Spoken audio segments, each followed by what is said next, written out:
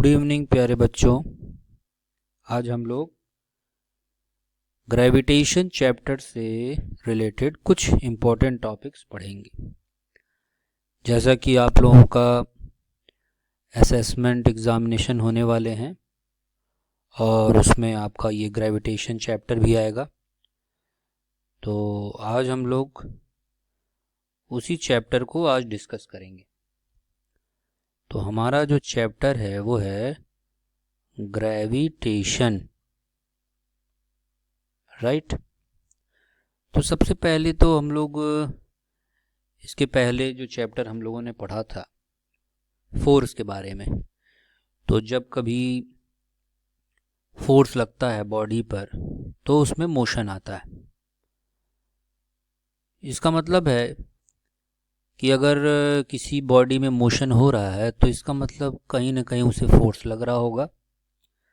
तो सपोज एक बॉल को अर्थ से सरफेस से हम लोग ऊपर फेंकते हैं तो वो क्या होता है, वो वापस ग्राउंड की तरफ ही आता है। इसका मतलब है कि कोई न कोई फोर्स है जो उसे अर्थ की तरफ मोशन करने के लिए प्रेरित कर रहा है। तो यहाँ से एक फोर्स हम लोगों को पता चलता है कि पृथ्वी भी किसी न किसी प्रकार का बॉडी पर फोर्स लगाती है। इसके बाद जब और भी एक्सपेरिमेंट हुए आइजैक न्यूटन के द्वारा, तो ये मालूम चला कि इस पूरे यूनिवर्स में कोई भी दो बॉडी अगर है वो एक दूसरे के ऊपर फोर्स लगाती है और उस फोर्स का नेचर होता है अट्रैक्टिव। ठीक है, तो इस फोर्स को हम लोग ग्रेविटेशनल फोर्स कहते हैं। और अगर अर्थ जो है किसी दूसरे बॉडी को अपनी तरफ खींच रही है, फोर्स लगा रही है, तो हम उसे ग्रेविटी कहते हैं।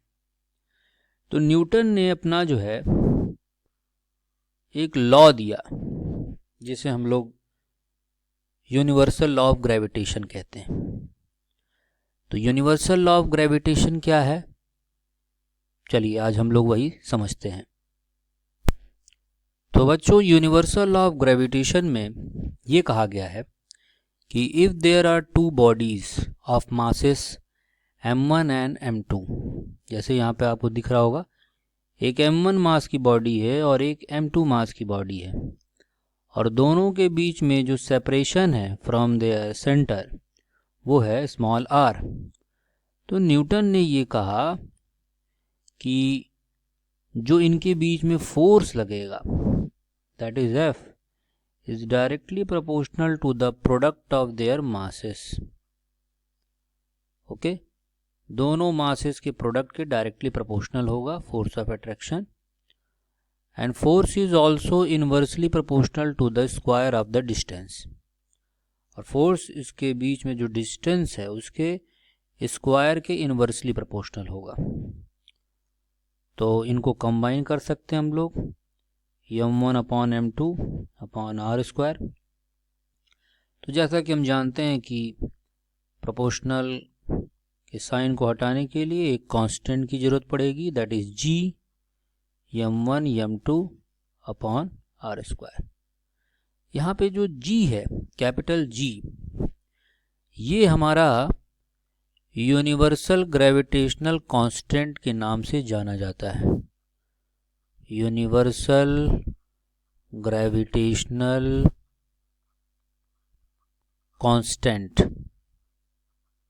ओके, तो इस कांस्टेंट की एक फिक्स वैल्यू होती है ना। इसको यूनिवर्सल ग्रेविटेशनल कांस्टेंट क्यों कहते हैं? क्योंकि इसकी वैल्यू हमेशा कांस्टेंट रहती है everywhere in the universe. Okay, तो इसका हम लोग यूनिट कैसे निकालेंगे? अगर हमें मालूम है कि फोर्स हमारा g m1 m2 upon r square होता है, तो g की यूनिट क्या होगी? भाई फोर्स की तो यूनिट हमें पता है, न्यूटन। तो g की यूनिट निकालने के लिए F into r square upon m1 m2।